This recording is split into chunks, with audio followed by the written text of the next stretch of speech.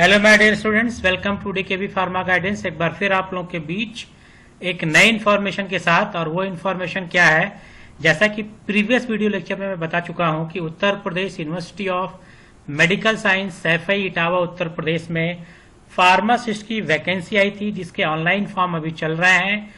उसी फार्मासिस्ट की वैकेंसी का एग्जामिनेशन पैटर्न क्या होने वाला है, क्या सिलेबस होने वाला है, उसी के बारे में आज आपको बताने वाला हूं। तो आप देख रहे हैं मैं UPUMSFI का वेबसाइट ओपन किया हूं, और आप इस वेबसाइट को ओपन करने के बाद नीचे जब आप आएंगे मल्टीपल पोस्ट रिक्रूटमेंट 2024 आप इसको क्लिक करेंगे। तो आप जब क्लिक करेंगे, क्लिक करने के बाद एक नया पेज ओपन होगा, और उस पेज में देखें 3 ऑप्शन है: date of extension, syllabus for multiple post recruitment 2024, computer based test 2024 और apply for the multiple post, यानी आप यहां से अप्लाई करने के लिए क्लिक करेंगे। और यहां पे सेकंड ऑप्शन को क्लिक करेंगे तो आपको एक पीडीएफ ओपन होगा, जिसमें आपको सिलेबस के बारे में जानकारी मिलेगी, जो भी पोस्ट आई है उसमें। लेकिन हम आपको बताने वाले हैं फार्मासिस्ट ग्रेड 2 के सिलेबस के बारे में। तो ये Uttar Pradesh university of medical science Saifai Etawah syllabus आपका है। और इसको जब नीचे लेके आएंगे तो सबसे पहले हमको मिलेगा क्या, इंडेक्स जनरल इंस्ट्रक्शन। और इसको नीचे और जब आके लेके आएंगे पेज नंबर 3 पे, तो यहां पे आपको सिलेबस मिलेगा जनरल इंस्ट्रक्शन। अब सिलेबस में देखें तो कंप्यूटर बेस्ड टेस्ट होना है आपको, सबसे इंपॉर्टेंट चीज सीबीटी कंप्यूटर बेस्ड टेस्ट होगा। 2 आवर ड्यूरेशन होगा, यानी 2 घंटे का पेपर होगा। 300 मार्क्स के क्वेश्चन होंगे, 300 मार्क्स के क्वेश्चन होंगे। और it contain 100 multiple choice question, 100 question होंगे आपके। और 2 घंटे का पेपर होगा, 2 घंटे का पेपर होगा। और ईच क्वेश्चन 3 मार्क्स के होंगे, यानी टोटल 300 मार्क्स के क्वेश्चन होने वाले हैं आपके। अब देखा जाए तो एग्जामिनेशन स्कीम क्या होगी, अगर आप देखें एग्जामिनेशन स्कीम, अगर आप देखें तो बी पार्ट में अगर आप देखें एग्जामिनेशन स्कीम क्या है, तो वो एग्जामिनेशन स्कीम की बात करें तो यहां पे पोस्ट फार्मासिस्ट ग्रेड 2 के लिए अगर आप देखें तो पार्ट ए पार्ट बी यानी 2 पार्ट हैं। तो जनरल एप्टीट्यूड यानी common for are the post, general English के 5 क्वेश्चन आपके होने वाले हैं, जनरल नॉलेज के 5 क्वेश्चन होने वाले हैं, रीजनिंग के 5 क्वेश्चन, मैथमेटिकल एप्टीट्यूड के 5 क्वेश्चन। यानी अगर आप ये देखें तो टोटल 20 क्वेश्चन आपको जनरल एप्टीट्यूड से मिलेंगे। कोर सब्जेक्ट में अगर आप आएंगे यहां पे आपको मिलेगा 80 क्वेश्चन, यानी अब ये टोटल मिला के हो गए आपके 100 क्वेश्चन। और जो बेस्ट पार्ट है इसका, there is no negative marking, कोई नेगेटिव मार्किंग आपको यहाँ पे नहीं मिल रही है।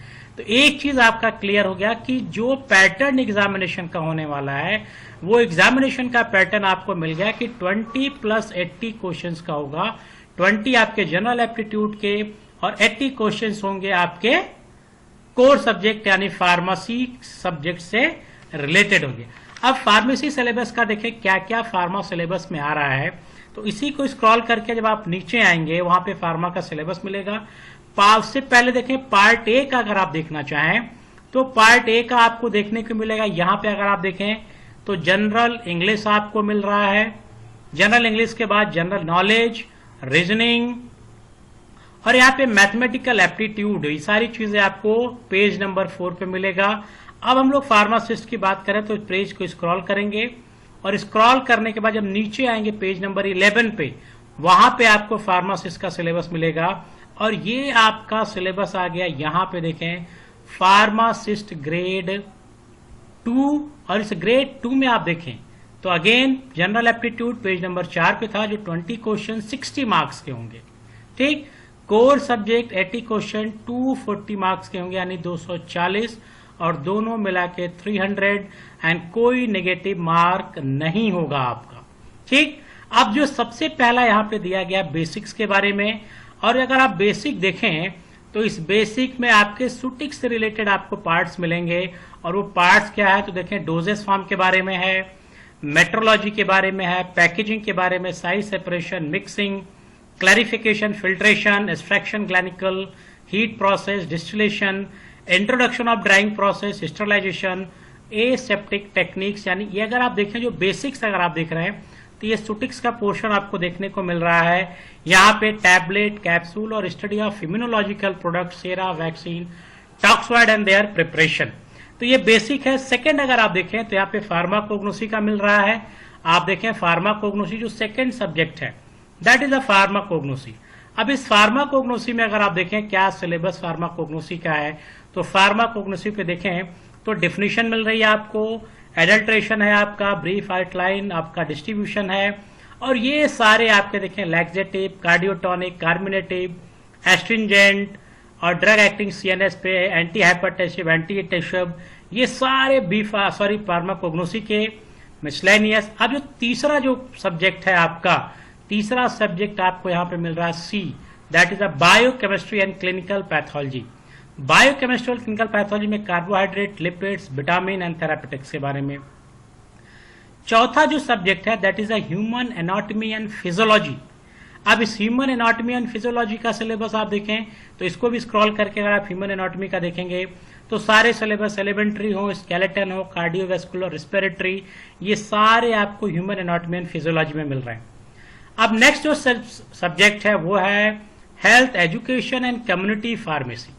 ये भी आपका आएगा health education and community pharmacy, यानी concept of health, nutrition, first aid, environmental, communicable, intestinal infection, और ये सारे आपके health education and community pharmacy से रिलेटेड सिलेबस है। तो ये सिलेबस भी आपको देखने को मिल रहा है। अब उसके बाद आ रहा है डिस्पेंसिंग फार्मेसी यानी फार्मास्यूटिक्स। अगेन फार्मास्यूटिक्स आ गया यहाँ पे, जो बेसिक्स थे वो भी आपके फार्मास्यूटिक्स से ही रिलेटेड थे, लेकिन एक फार्मास्यूटिक्स का फिर अलग इन्होंने दे दिया है कि प्रेस्क्रिप्शन है, पोसोलॉजी है, डिस्पेंसिंग है, पाउडर है, लिक्विड है, monophasic, biphasic, semi solid, ointment, paste, jelly, dental and sterile doses form. तो ये सुटिक्स में ये सारी चीजें आप कवर अप हो रही हैं, आपके जो रिमेनिंग जो बच रहे हैं वो भी यहाँ पे कवर हो गए। पेरेंट्रल भी है, ऑप्थेल्मिक प्रोडक्ट भी। अब नेक्स्ट सिलेबस है फार्मास्यूटिकल केमिस्ट्री, ये आपको मिल रहा है यहाँ पे फार्मास्यूटिकल केमिस्ट्री का भी सिलेबस, और वो सारा सिलेबस अगर आप देखेंगे तो यहाँ पे आपको मिल रहा है, वो सारी चीजें आपको मिल रही हैं, वो सारे एंटीसेप्टिक, वो सारा देखें आप रिलायंस से मिलते हैं केमिस्ट्री। और केमिस्ट्री के बाद जो टॉपिक है that is a pharmacology and toxicology, ये भी आपको यहाँ पे देखने को मिल रहा है फार्माकोलॉजी एंड टॉक्सिकोलॉजी। तो ये सारा इंटायर सिलेबस आपका फार्माकोलॉजी का है, चार्टोक्वाइड्स हो, चाहे एंटी इन्फ्लेमेटरी हो, जनरल एनेस्थीसिया हो, कार्डियोवैस्कुलर ड्रग हो, तो ये सारा जो रिलेटेड है ये फार्माकोलॉजी से रिलेटेड है। और फिर इसी को स्क्रॉल करके जब आप नीचे आएंगे तो नीचे आने के बाद दो सब्जेक्ट्स और आपको मिल रहा है, that is a pharmaceutical jurisprudence, ये आपको मिल रहा है फार्मास्यूटिकल जूरिस्प्रूडेंस। ये सारे आपको चाहे वो ओरिजिन हो, प्रिंसिपल सिग्निफिकेंस, प्रोफेशनल एथिक्स का, फार्मेसी एक्ट के बारे में, DNC, narcotic, medicinal and toilet preparation, और medical termination of pregnancy act, ये सारी चीजें आपको मिलेंगी।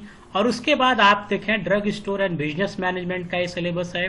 और जो लास्ट सिलेबस आपको मिल रहा है that is a hospital and clinical pharmacy, ये हॉस्पिटल एंड क्लिनिकल फार्मेसी का सिलेबस है। तो ये इंटायर सिलेबस जो है आपका यहाँ पे मेंशन किया गया है, जो फार्मासिस्ट ग्रेड के एग्जाम होने वाले हैं, यानी जो यूपी, यानी आपको जो सैफई मेडिकल में UPUMS यानी Uttar Pradesh university of medical science Saifai टावर में जो एग्जाम फार्मासिस्ट ग्रेड के होने वाले, ऑनलाइन एग्जामिनेशन की डेट अभी नहीं है, लेकिन ऑनलाइन फॉर्म का कल लास्ट डेट है, और वो फॉर्म आप फिल कर सकते हैं अगर आप फार्मासिस्ट बनना चाहते हैं गवर्नमेंट में।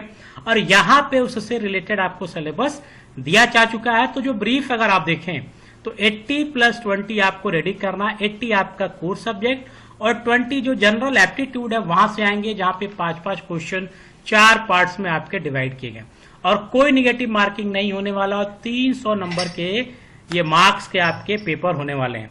तो ये आपको इन्फॉर्मेशन दिया मैंने आपको फार्मासिस्ट सिलेबस के बारे में। बहुत सारे बच्चे पूछ रहे थे कि सर सिलेबस क्या है, तो आपको इसी के अकॉर्डिंग तैयारी करना है, आपको सब्जेक्ट अपना लेना है, और सब्जेक्ट के अकॉर्डिंग आपको एमसीक्यू सॉल्व करना है।